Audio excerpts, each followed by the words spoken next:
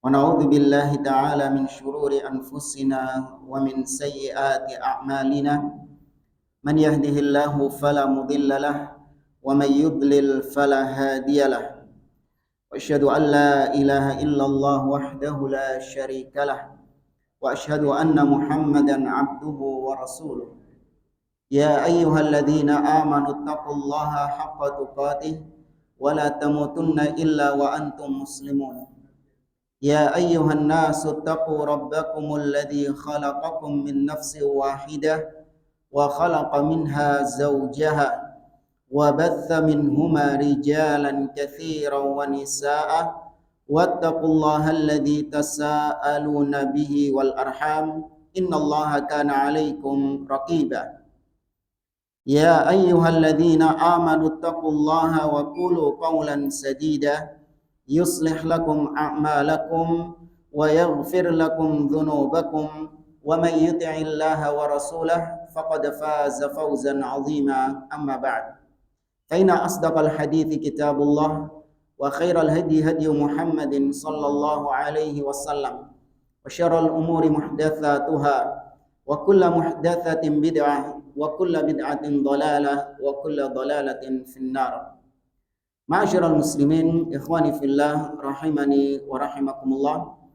Alhamdulillah, segala puji bagi Allah Jalla wa Ala yang dengan limpahan nikmatnya dan taufiknya kita dipertemukan kembali oleh Allah Azza wa Jalla di majlis yang mulia ini untuk kita duduk bersama melanjutkan atau memulai pembahasan kitab yang baru, yaitu kitab Al-Usul Ats-Tsalatsah. Setelah pada pertemuan-pertemuan kita yang lalu, kita tuntas membahas kitab Al-Qawaid Al-Arba' yang ditulis oleh Al-Imam Muhammad bin Abdul Wahhab rahimahullah ta'ala. Maka insya Allah mulai malam hari ini dan pertemuan-pertemuan berikutnya biiznillah, kita akan mengkaji kitab yang lain masih dari penulis yang sama, yaitu Syekh Muhammad bin Abdul Wahhab rahimahullah ta'ala, yaitu yang berjudul Al-Usul Ats-Tsalatsah.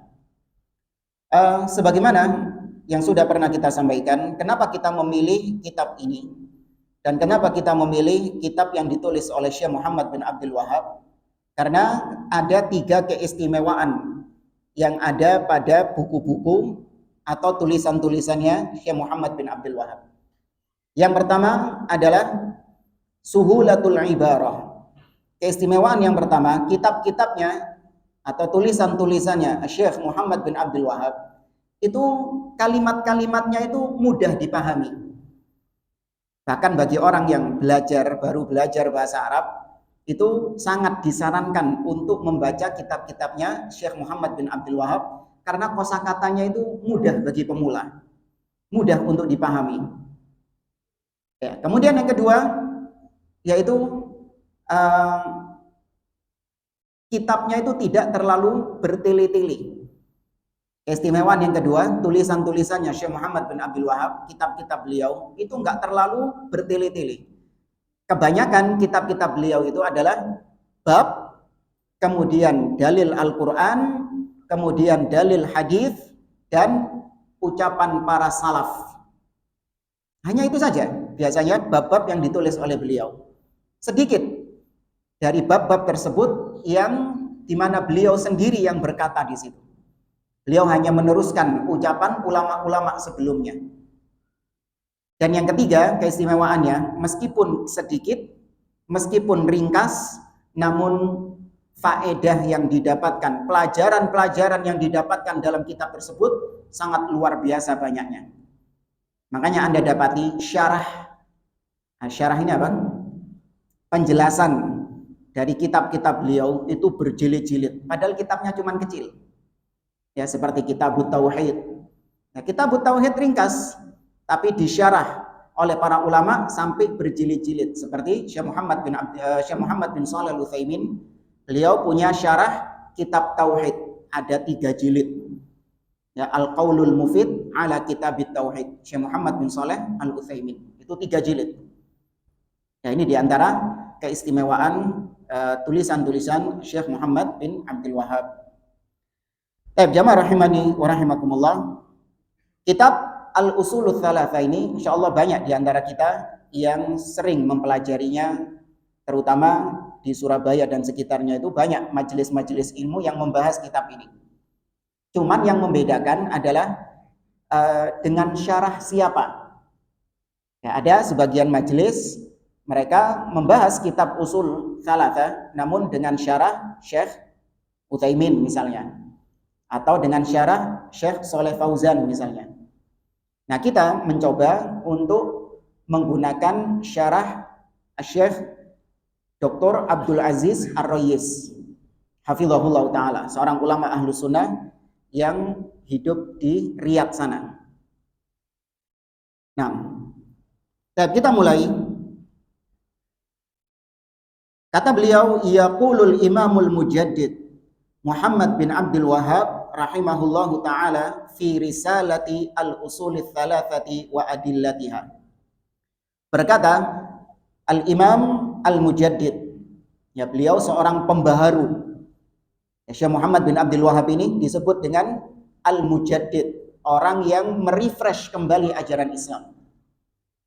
Karena setiap 100 tahun sekali Nabi SAW mengabarkan bahwa akan ada seseorang yang Allah jadikan sebagai mujaddid yang memperbaharui agama ini, merefresh kembali agama ini.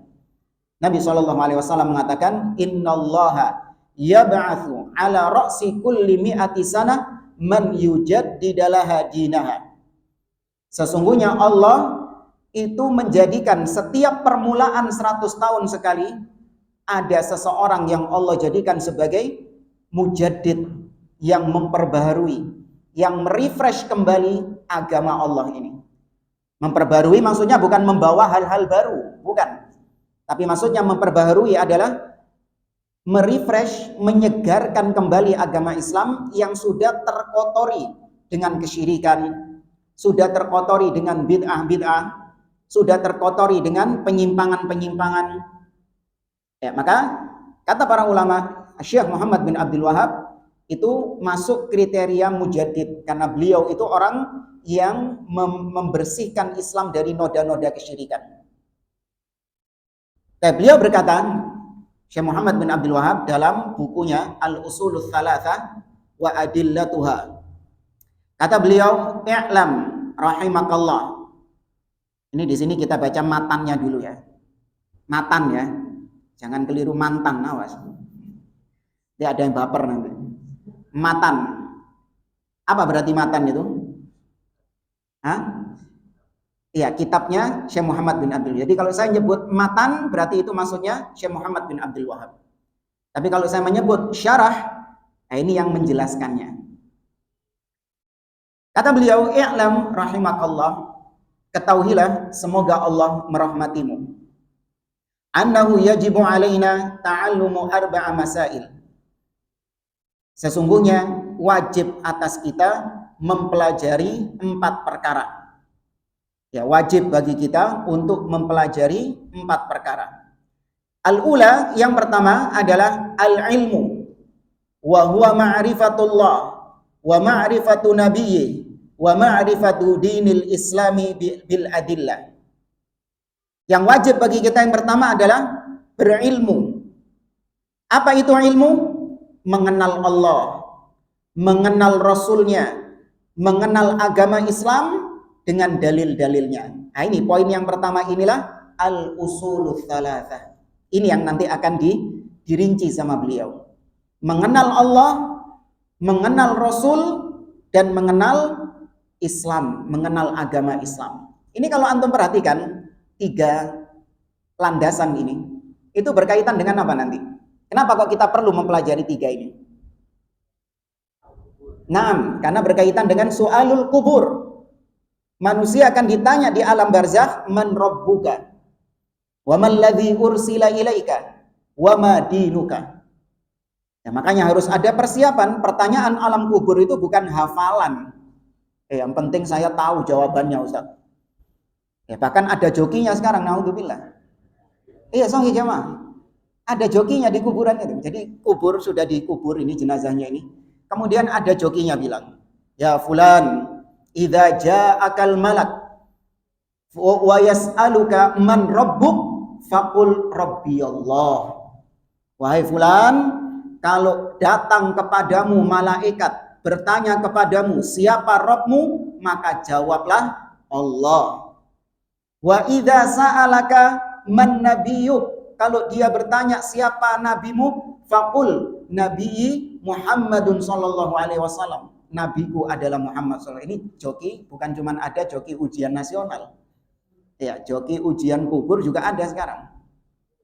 Maka seorang bisa menjawab pertanyaan alam kubur bukan dengan hafalan, tapi dengan keimanannya, dengan amalannya ketika di dunia. Ini yang menjadi motivasi beliau menulis kitab Al-Usulul Tsalatsa, yaitu sebagai bentuk persiapan seorang muslim menghadapi fitnah kubur, menghadapi pertanyaan mungkar dan nakir. Tapi itu pertama yang wajib kita pelajari, yaitu mengenal Allah, mengenal nabinya, dan mengenal agama Islam. Ini yang nanti akan kita bahas di Al-Usulul Tsalatsa. Kemudian yang wajib bagi kita yang kedua adalah al-amalu bihi, mengamalkannya. Nanti akan kita rinci insyaallah.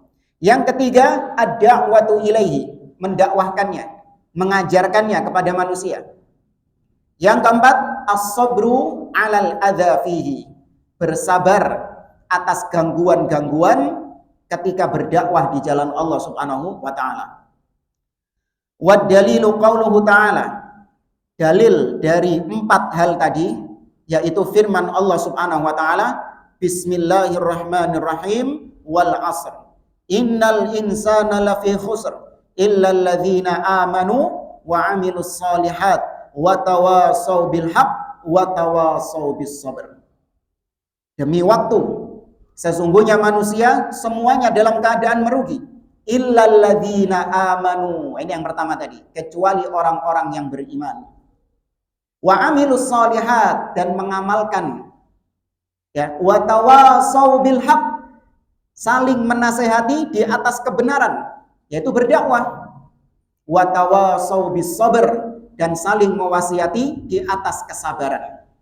Ya, ilmu, amal, dakwah, sabar. Hujan.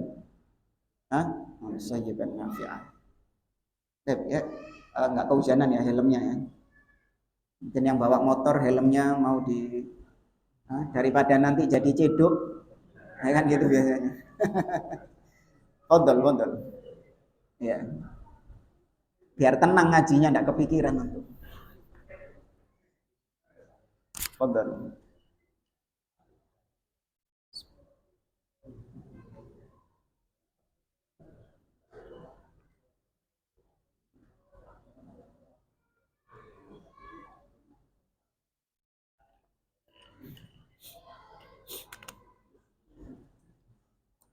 Cek. Jamaah, kita lanjutkan.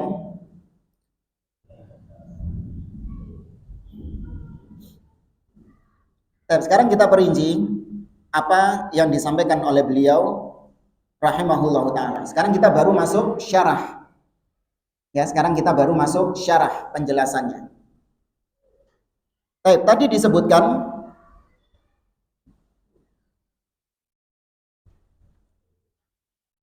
Tadi disebutkan wajib bagi kita untuk mempelajari 4 hal, untuk mengetahui 4 hal.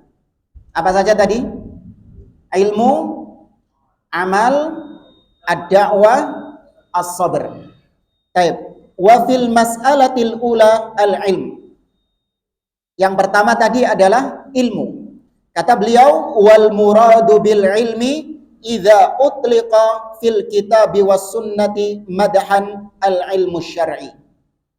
Ilmu, yang dimaksud ilmu, kalau disebutkan ilmu di dalam Al-Quran dan Sunnah, itu maksudnya adalah ilmu syar'i, bukan ilmu duniawi. Seperti misalnya Allah memuji orang-orang yang berilmu dalam surah Al-Mujadalah. Allah mengatakan, yarfa'illahu alladhina amanu minkum walladhina utul ilma darajat. Sesungguhnya Allah mengangkat derajat orang-orang yang beriman di antara kalian dan yang berilmu. Nah, disebut ilmu di sini. Dalam ayat ini disebut ilmu. Ilmu apa yang dimaksud? Matematika, bahasa Inggris, fisika, kimia. Ilmu apa? Ilmu syar'i. Ya, jadi salah kalau sebagian guru misalnya, guru matematika atau guru fisika, guru bahasa Inggris, ilmu-ilmu dunia. Mereka menggunakan ayat-ayat di mana Allah memuji orang-orang yang berilmu, digunakan sama guru-guru duniawi ini untuk memotivasi murid-muridnya agar semangat belajar. Ini keliru. Karena yang dimaksud Allah dan Rasulnya, ilmu adalah ilmu syar'i. Ya, meskipun bukan berarti di sini kita menihilkan ilmu-ilmu duniawi, menganggap ilmu-ilmu duniawi itu nggak penting, tidak. Ya, tetap kita katakan ilmu duniawi penting untuk dipelajari bagi seorang muslim. Ya, apabila seorang muslim mempelajari ilmu-ilmu duniawi, ya demi untuk kemaslahatan umat, ya demi untuk tegaknya agama Allah Subhanahu wa taala, maka dia dipuji. Tapi jangan pakai ayat-ayat atau dalil-dalil yang berkaitan dengan ilmu, jangan. Nggak pas. Ya. Paham sekali lagi ya, bukan kita berarti ngejek atau ngenyek orang-orang yang belajar ilmu duniawi, tidak. Kita hanya mengkritisi, jangan pakai dalil-dalil Al-Quran dan Sunnah untuk memotivasi ilmu apa? Ilmu duniawi. Karena yang dimaksud Allah dan Rasulnya tentang ilmu, itu pasti ilmu syar'i. Bayyana hadzal Imam Ibnul Qayyim fi kitab Miftah Daris Sa'adah. Ini dijelaskan oleh Al-Imam Ibnul Qayyim Al-Jauziyah dalam kitabnya Miftah Daris Sa'adah. Kemudian kata beliau, fal ilmu idza utliqa yuradu bihi ilmul kitabi was sunnah wa huwal mamduh. Maka ilmu apabila dimutlakkan, disebutkan di dalam Al-Quran dan Sunnah, maka yang dimaksud adalah ilmu syar'i, dan itulah ilmu yang dipuji. Itulah ilmu yang terpuji. Antum bisa bayangkan ya, perbedaan antara ilmuwan duniawi dengan ilmuwan syar'i. Nah, ini sekali lagi jangan dianggap nanti kita ngejek ilmuwan atau ilmu-ilmu duniawi, tidak. Masing-masing ada porsinya. Antum bisa bayangkan apabila ilmuwan-ilmuwan duniawi yang terkenal seperti Thomas Alva Edison, penemu apa? Lampu. Isaac Newton, terus Albert Einstein. Yes, itulah orang-orang itulah. Ya, mereka kan ilmuwan-ilmuwan kan? Ya. Sudah meninggal kan? Sudah lama kan itu kan? Ya. Apa jadinya kalau mereka dihidupkan kembali di zaman sekarang kita hidup ini? Apakah mereka masih tetap menjadi ilmuwan? Ketinggalan. Ya, Thomas Alva Edison itu Pak, bingung lihat lampu-lampu kayak gini. Bingung dia, kok iso lampu ini? Opo gawe ini? Bingung dia. Ya, apalagi ngelihat lampu diskotik, tambah pusing dia. Ya. Apalagi ngelihat lampu-lampunya mobil, tambah bingung dia. Kok bisa nih? Demikian juga ilmuwan-ilmuwan yang lain. Alexander Graham Bell, penemu apa? Telepon. Bingung ngelihat HP-HP kayak gini nih. Kok iso ketok rai nih? Video call, bingung dia tambah. Dia sudah nggak jadi ilmuwan lagi. Kenapa? Karena ilmu yang dulu dipelajari berkembang terus. Sehingga kalau dia nggak upgrade ilmunya, maka dia ketinggalan. Dia harus belajar lagi. Berbeda dengan ilmuwan-ilmuwan syar'i yang sudah meninggal berabad-abad lalu.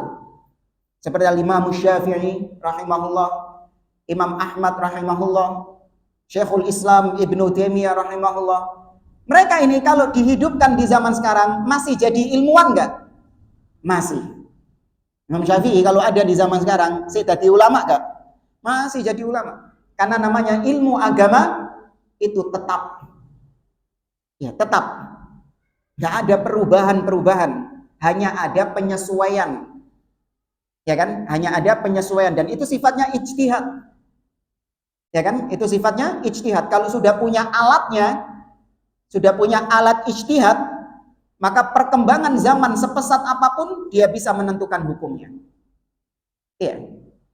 Berbeda dengan ilmuwan-ilmuwan duniawi. Ini hanya perbandingan saja ya, bukan berarti terus kita bermalas-malasan untuk belajar matematika, malas-malasan belajar teknologi dan seterusnya, tidak. Ya, tetap kaum muslimin dibolehkan belajar ilmu-ilmu duniawi. Namun jangan sampai mempelajari ilmu duniawi memalingkan kita dari ilmu syar'i. Taib wa huwa alladhi arsalallahu bihi Muhammadan sallallahu alaihi wasallam. Wa qad bayyana Ibnu Qayyim fi kitabih Miftah Daris Sa'adah annahu yukhti man yaqul inna ta'allumal ulum ad-dunyawiyya kat-tibbi wal handasah wa ghairiha anna hadha min babi furudil kifayat. Qala la dalila ala dhalik wa laysa hunaka ma yadullu ala anna ta'alluma hadhihi al-ulum ad-dunyawiyyah min furudil kifayat.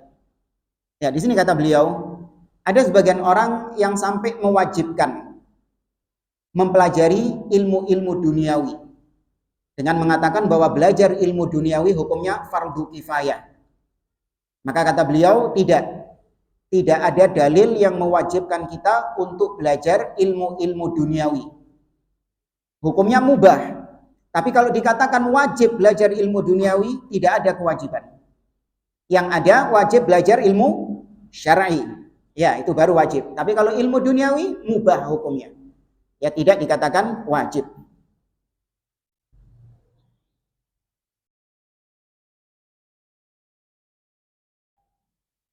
Baik, kemudian kata beliau,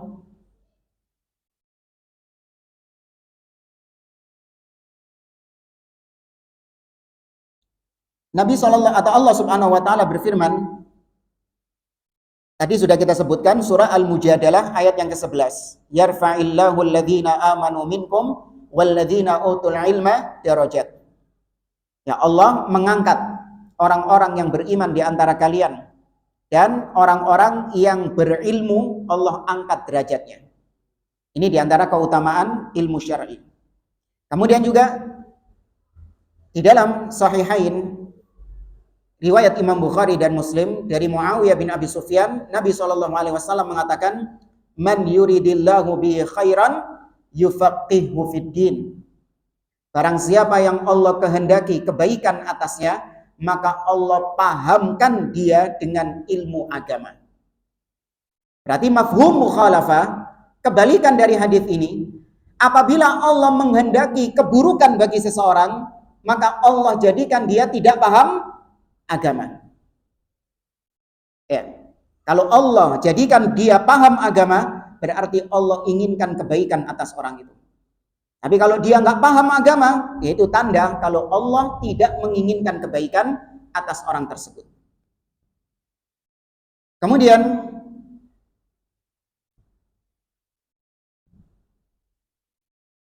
kata beliau, wa huwal ilmu billah wa bidinihi wa bima ja'at bihi rusuluh wa ma yuriduhu Allahu minna fi kitabihi wa sunnati nabiyyina Muhammadin sallallahu alaihi wasallam, hadza huwal ilmu alladhi yanbaghi an natasabaqa fihi. Maka ilmu yang dimaksud adalah ilmu yang berkaitan dengan Allah, berkaitan dengan agamanya, berkaitan dengan syariat yang dibawa oleh Rasulnya. Itulah ilmu yang Allah inginkan kita untuk kita belajar tentangnya. Itulah ilmu yang Allah perintahkan kita, bahkan Allah perintahkan nabinya untuk belajar tentangnya. Jadi kewajiban belajar bukan kita saja, bahkan Nabi SAW diperintahkan oleh Allah untuk belajar juga. Allah katakan dalam surah Muhammad, fa'lam annahu la ilaha illallah. Dengan kata perintah Allah mengatakan fa'lam, ketahuilah, berilmulah wahai Muhammad, bahwasanya tidak ada yang berhak disembah dengan benar kecuali Allah Subhanahu wa taala. Kemudian kata beliau, wa'lamu anna man fataha alaihi fi hadzal ilmi wallahi law kana afqaran nasi fa innahu min ahsanin nasi halan. Subhanallah. Kata beliau, ketahuilah Barang siapa yang Allah mudahkan untuk bisa mendapatkan ilmu, Allah jadikan dia mudah untuk belajar ilmu agama ini, maka beliau bersumpah, demi Allah, dia adalah orang yang paling bahagia, orang yang paling bagus kondisinya, meskipun dia termasuk afqaran nas, orang yang paling fakir status sosialnya.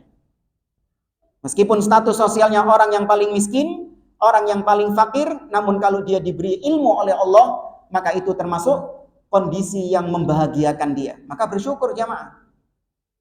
Ya, kebahagiaan tidak diukur dari harta, kebahagiaan tidak diukur dari perkara-perkara duniawi.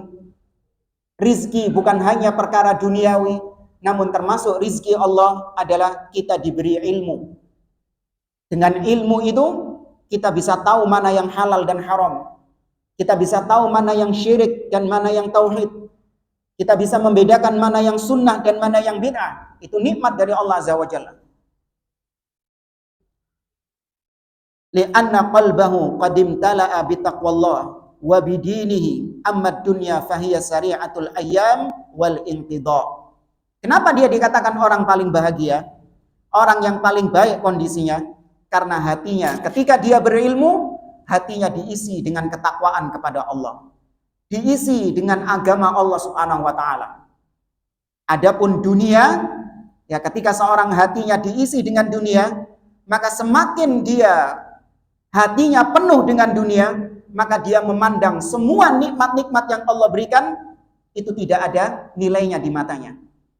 Meskipun sudah diberi kekayaan, dia tetap memandang bahwa apa yang dia dapatkan itu sedikit, nggak ada habisnya. Dan itu memang janji Nabi atau memang hadis Nabi Shallallahu Alaihi Wasallam. Nabi mengatakan, man kanatid dunya hammahu.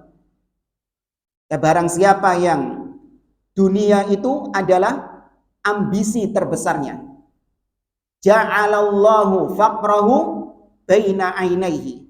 Allah jadikan kemiskinan itu senantiasa ada di antara kedua matanya.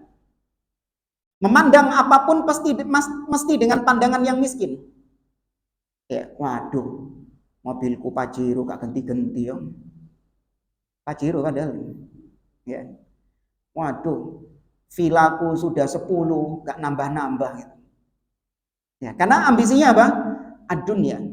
Tapi kata Nabi Shallallahu Alaihi Wasallam atau kata Nabi Shallallahu Alaihi Wasallam, wa farraqa amrahu wala ya'tihi minad dunya illa ma qaddara alaihi.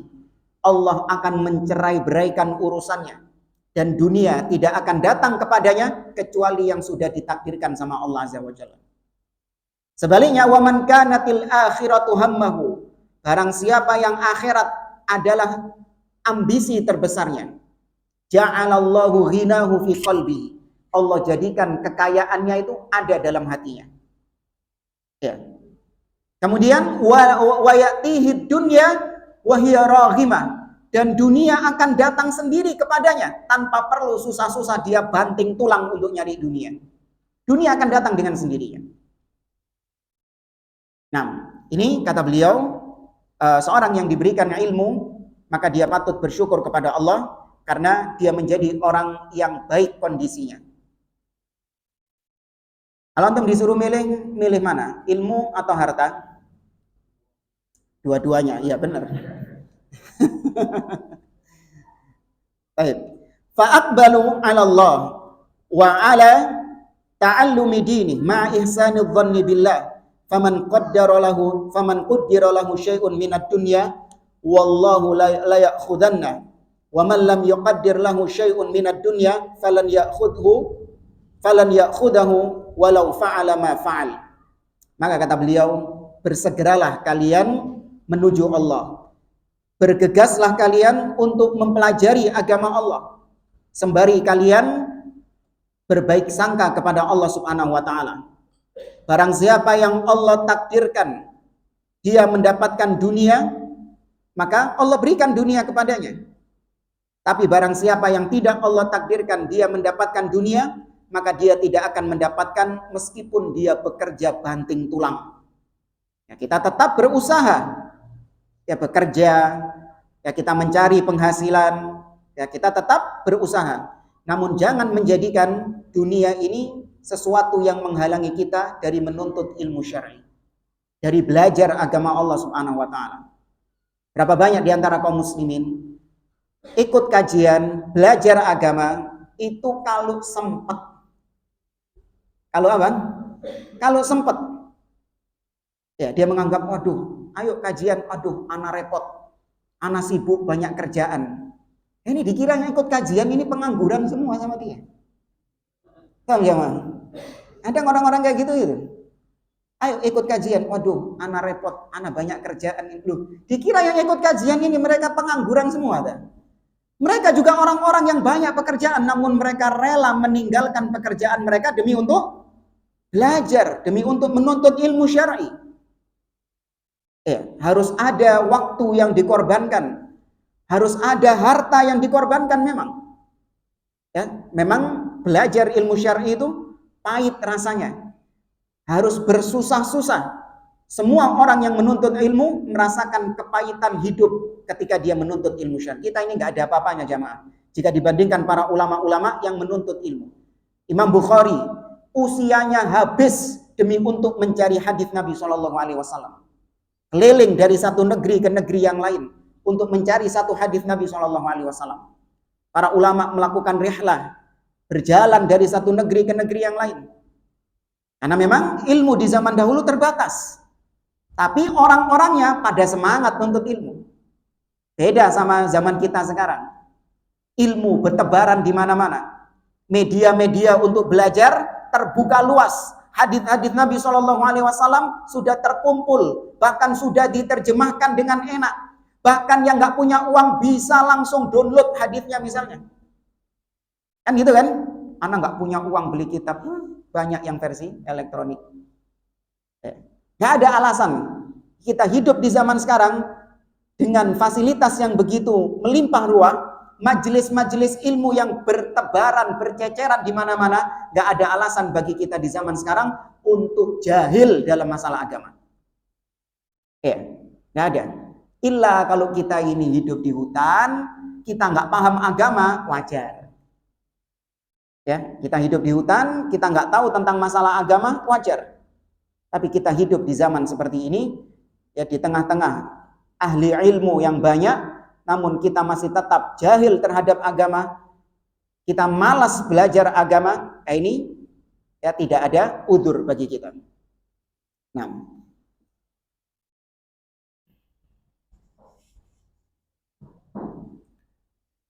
kemudian kata beliau, walaysa ma'na hadza hurmatul ulum ad-dunyawiyah bal hiya khairun lakin la muqaranata baina ajril ilmi syar'i wa ghairihi. Ini yang tadi kita sampaikan.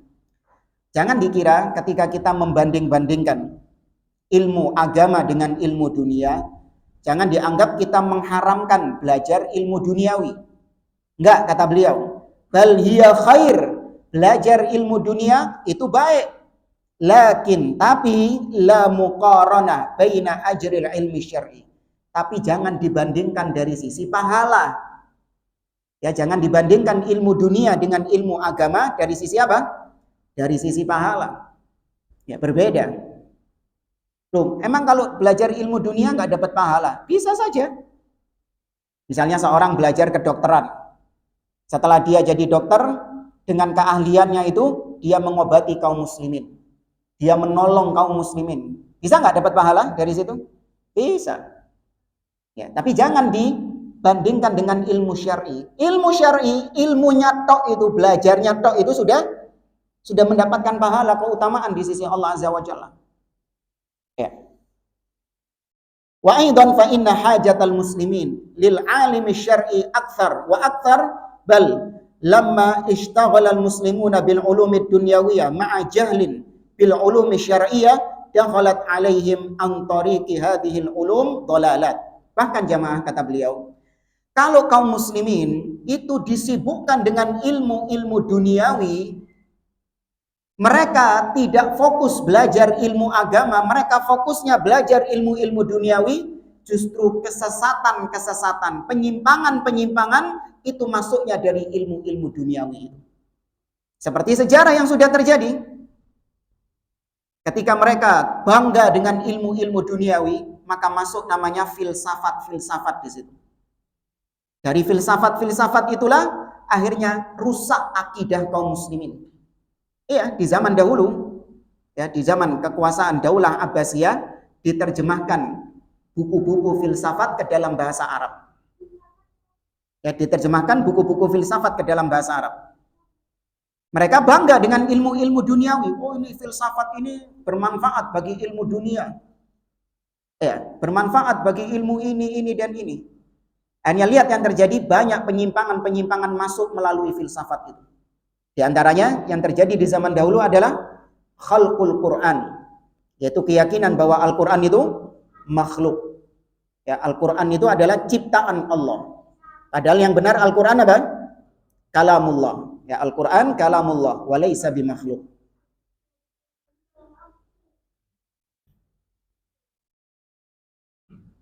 Nah, di sini beliau sebutkan wa min ashharil atibba alladzina adarru bil Islam Ibnu Sina. Di antara ilmuwan dunia yang terkenal di dalam Islam namun akidahnya menyimpang adalah Ibnu Sina. Terkenal ya? Ya, kalau masalah kedokteran, masalah kesehatan nggak diragukan lagi. Tapi kalau sudah berbicara tentang masalah agama, banyak kekufuran-kekufuran, penyimpangan-penyimpangan yang ada di dalamnya. Hatta qala Ibnu Salah fi dhammihi.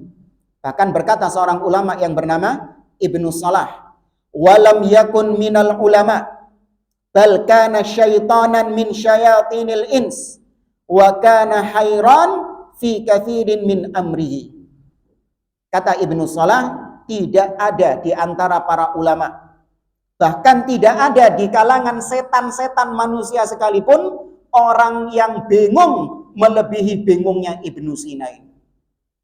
Ya, melebihi kebingungan Ibnu Sina dalam beragama. Yaitu karena terlalu mengutamakan ilmu apa? Ilmu duniawi, sains. Apa-apa ditimbang dengan sains. Wah, gak masuk akal ini. Gak sesuai dengan sains, gak sesuai dengan segitulah apa sih bahasa-bahasa gitu ya, tahu ya? Iya. Hanya masuk kesesatan-kesesatan. Wa qala Ibnul Qayyim an Ibni Sina, berkata Imam Ibnul Qayyim tentang Ibnu Sina ini, kata Imam Ibnul Qayyim, Imamul Mulhidin Ibnu Sina. Imamnya orang-orang mulhid, mulhid bisa diartikan ateis. Ya, imamnya orang-orang ateis itu adalah Ibnu Sina. Ya, kiblatnya mereka. Tsumma qala adzan. Ya, kita dengarkan adzan Isya dulu, kemudian kita lanjutkan sebentar dan tanya jawab.